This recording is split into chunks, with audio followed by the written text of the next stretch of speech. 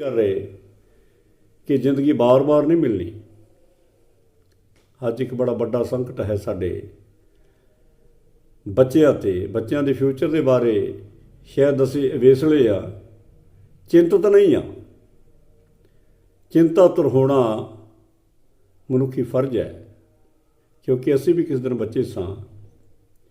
अज जे असी बुढ़ापिਆਂ ਦੇ ਵਿੱਚ आ के पेरेंट्स के रूप ਦੇ ਵਿੱਚ आ के संसार 'ਚ विचरते हैं तो साडा कोई बहुत बड़ा एक फर्ज बनता है कि बच्चे साडे आउण वाला भविख ने।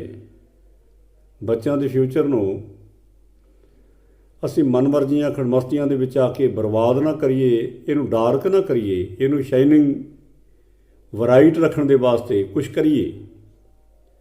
जिथे बच्चे की परवरिश साडी करनी ड्यूटी बनती है, उत्थे पढ़ाई लिखाई तालीम देनी, खेडों वाले पासे तोरना, किरत प्रति विरती समर्पित करनी, ये सारिया गल्लां भी साडे मापिਆਂ ਦੇ उत्ते आ जांदियां ने। विद्या मनुख का तीजा नेत्र है। विद्यक अदारे बेशक वो सरकारी ने या प्राइवेट ने, सरकारी दे उत्ते एक प्राइवेटां दे नालों बखरी किस्म का फार्मूला लागू है, क्योंकि पब्लिक सैक्टर होने करके सरकारी ग्रेड के विचों तनख्वाहां उत्ते हर स्टाफ के मुलाजम नूं दित्तियां जा रही ने। बेशक वो टीचर है, हैड टीचर है, बेशक वो 4th क्लास मुलाजम है, क्लैरिकल मुलाजम है, वो किसी ग्रेड के विच घरेलू उपजीविका जोगरा उन्होंने माया दान मोख के रूप के विच पैसे के रूप मिल रहा है। जो प्राइवेट अदारे साडे स्कूल ने, उन्हां दी निंदिया करन तो बिना असीं सिੱਖਿਆ कख नहीं।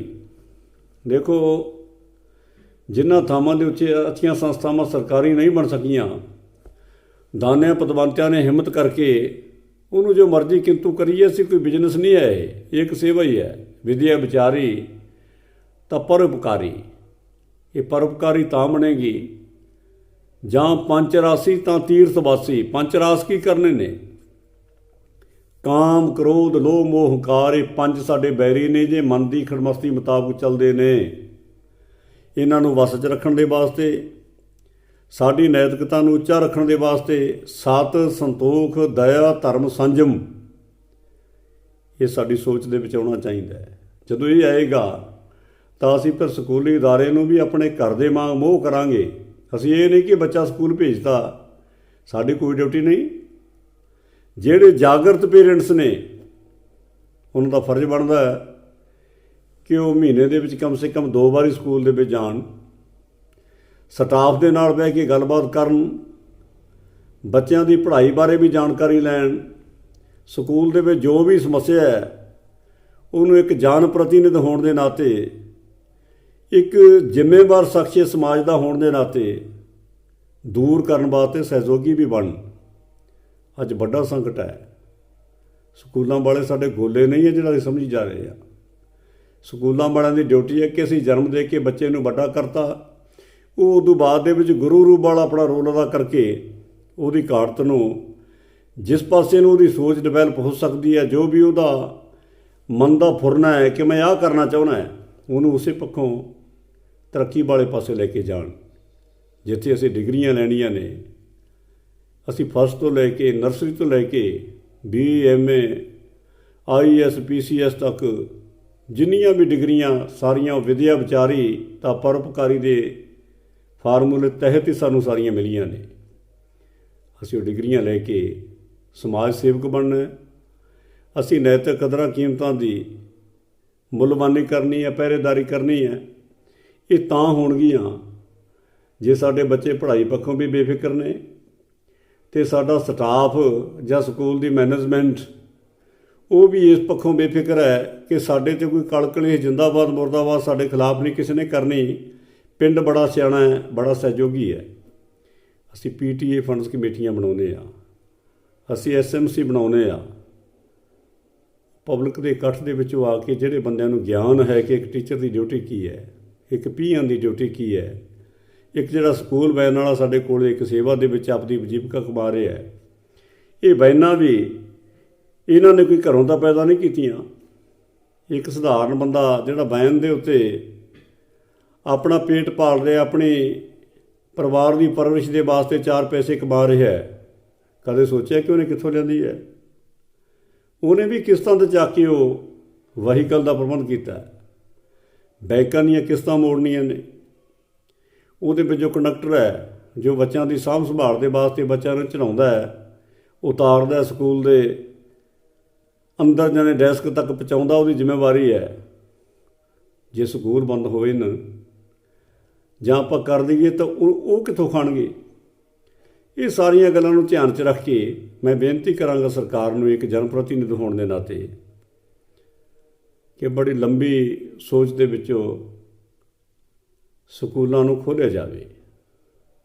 ਅਸੀਂ ਓਬਜੈਕਸ਼ਨ ਇੱਕੋ ਹੀ ਕਰਦੇ ਹਨ ਕਿ ਕਰੋਨਾ ਜੀ ਦੇਖੋ, ਬੱਚੇ ਇਕੱਠੇ ਹੋ ਕੇ ਭੀੜ ਦੇ ਵਿੱਚ ਕਿਤੇ ਵੱਧ ਨਾ ਜਾਵੇ, ਬੱਚਿਆਂ ਦਾ ਨੁਕਸਾਨ ਨਾ ਹੋ ਜਾਵੇ। ਦੱਸੋ, ਮੈਂ ਪੁੱਛਣਾ ਚਾਹੁੰਦਾ ਕਿ ਸਕੂਲ ਬੰਦ ਕਰਕੇ ਅਤੇ ਇਲੈਕਸ਼ਨਾਂ ਦੇ ਵਿੱਚ ਜਿਹੜੇ ਵੱਡੇ ਇਕੱਠ ਨੇ, ਜਾਂ ਜੋੜ ਮੇਲਿਆਂ ਦੇ ਉੱਤੇ ਜਿਹੜੇ ਵੱਡੇ ਇਕੱਠ ਨੇ, ਵਿਆਹਾਂ ਸ਼ਾਦੀਆਂ ਦੇ ਵਿੱਚ, ਪੈਲਸਾਂ ਦੇ ਵਿੱਚ ਜਾ ਕੇ ਜਿਹੜੇ ਵੱਡੇ ਵੱਡੇ ਇਕੱਠ ਹੁੰਦੇ ਨੇ, ਕਿ ਰਿਸ਼ਤੇਦਾਰ ਸੰਬੰਧੀਆਂ ਦੇ ਵਿੱਚੋਂ ਅਸੀਂ ਬੱਚਿਆਂ ਨੂੰ ਜਾਣ ਤੋਂ ਰੋਕ ਸਕਦੇ ਹਾਂ? ਜਦੋਂ ਉੱਥੇ ਉਹਨਾਂ ਇਕੱਠਾਂ ਦੇ ਵਿੱਚੋਂ ਸਾਨੂੰ ਕੋਈ ਖਤਰਾ ਨਹੀਂ ਹੈ, ਤਾਂ ਫਿਰ ਸਕੂਲ ਦੇ ਵਿੱਚ ਤਾਂ ਬੜਾ ਡਿਸਪਲਿਨਰੀ ਇਕੱਠ ਨੇ ਜੀ।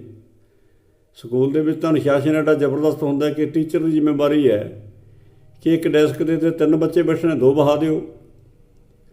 ਇੱਕ ਬੱਚਾ ਜਿਹੜਾ ਘਰੋਂ ਚੱਲ ਕੇ ਸਕੂਲ ਤੱਕ ਜਾਂਦਾ ਹੈ, ਉਸ ਬੱਚੇ ਨੂੰ ਪ੍ਰੇਅਰ ਕਰਨ ਉਪਰੰਤ ਆਪਾਂ ਬੜੀ ਲਾਈਨ ਦੇ ਵਿੱਚ, ਕਤਾਰਬੰਦੀ ਦੇ ਵਿੱਚ ਤੋਰਦੇ ਹਾਂ, ਵਿੱਥ ਪਾ ਕੇ ਤੋਰਦੇ ਹੋ ਕਲਾਸਰੂਮ ਤੱਕ ਜਾਣ ਦੇ ਵਾਸਤੇ।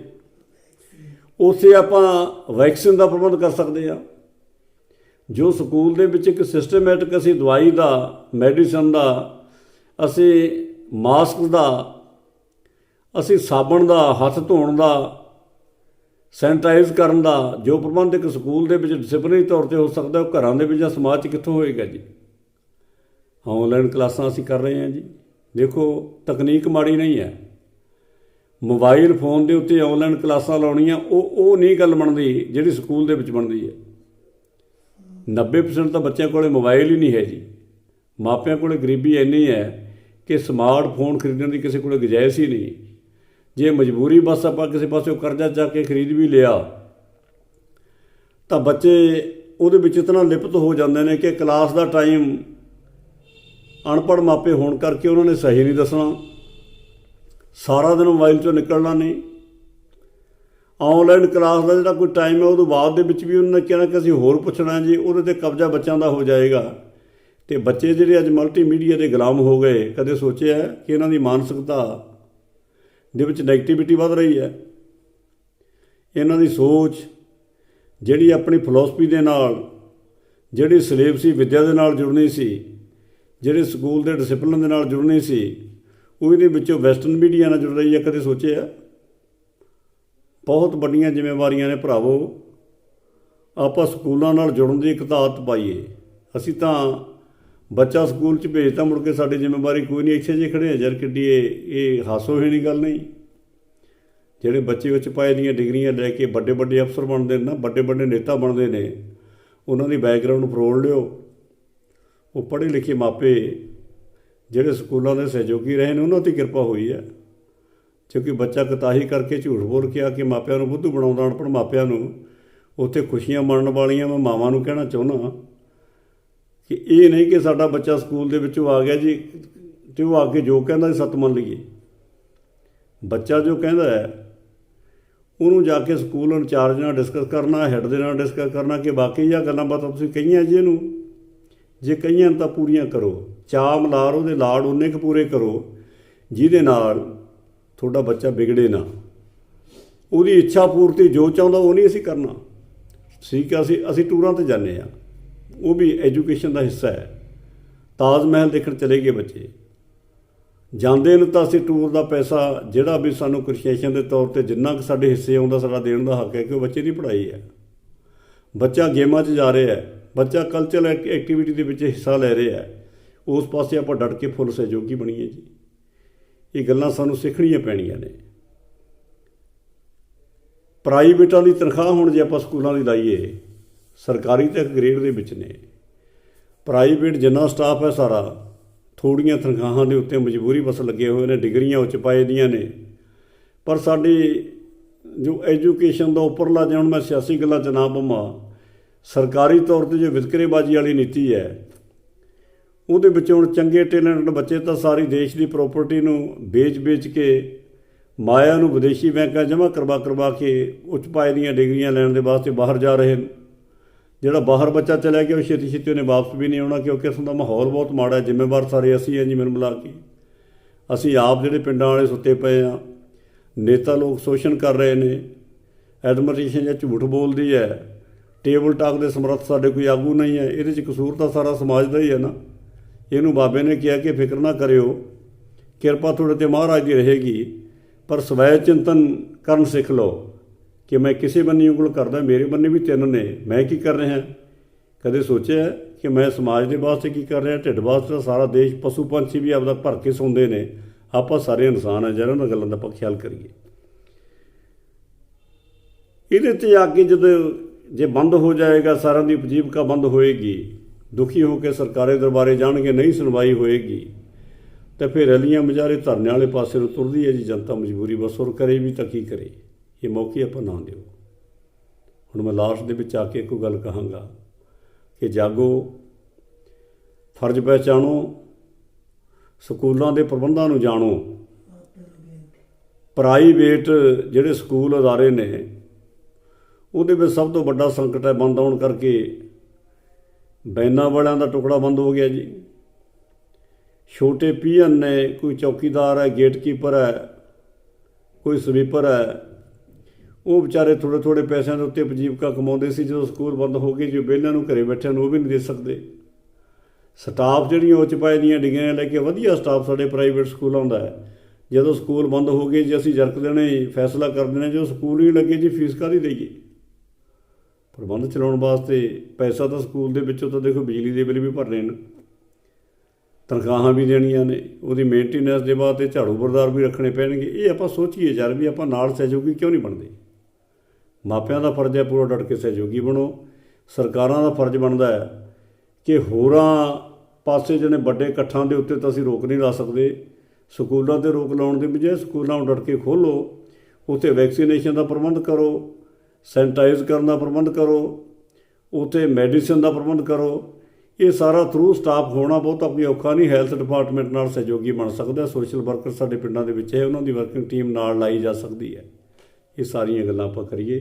ਤੁਹਾਡਾ ਸਾਰਿਆਂ ਦਾ ਬਹੁਤ ਬਹੁਤ ਧੰਨਵਾਦ। ਜਿੰਨੇ ਵੀ ਕੋਈ ਸੁਣਨ ਵਾਲੇ ਸਰੋਤੇ ਸਾਡੇ ਵੀਰ ਨੇ ਜਾਂ ਕੁਛ ਕਰਨ ਵਾਲੇ ਸਾਡੇ ਸਮਾਜ ਸੇਵੀ ਨੇ, ਸਕੂਲ ਅਧਿਆਪਕ ਨੇ, ਤੀਜੇ ਚੌਥੇ ਦਰਜੇ ਵਾਲੇ ਸਾਰੇ ਮੁਲਾਜ਼ਮ ਨੇ, ਆਪਾਂ ਸਾਰੇ ਮਿਲ ਮਿਲਾ ਕੇ ਨਾ ਜੀ ਬੱਚਿਆਂ ਦੇ ਫਿਊਚਰ ਬੰਨੇ ਦੇਖ ਕੇ ਉਹਨਾਂ ਨੂੰ ਤਾਲੀਮ ਵੀ ਦੇਈਏ, ਉਹਨਾਂ ਦੀ ਸਾਂਭ ਸੰਭਾਲ ਵੀ ਕਰੀਏ, ਤੰਦਰੁਸਤੀ ਦੀ ਵੀ ਕਾਮਨਾ ਕਰੀਏ, ਤਰੱਕੀਆਂ ਦੀ ਵੀ ਕਾਮਨਾ ਕਰੀਏ। ਬਹੁਤ ਬਹੁਤ ਧੰਨਵਾਦ ਜੀ। ਵਾਹਿਗੁਰੂ ਜੀ ਕਾ ਖਾਲਸਾ, ਵਾਹਿਗੁਰੂ ਜੀ ਕੀ ਫਤਿਹ। Thank you very much.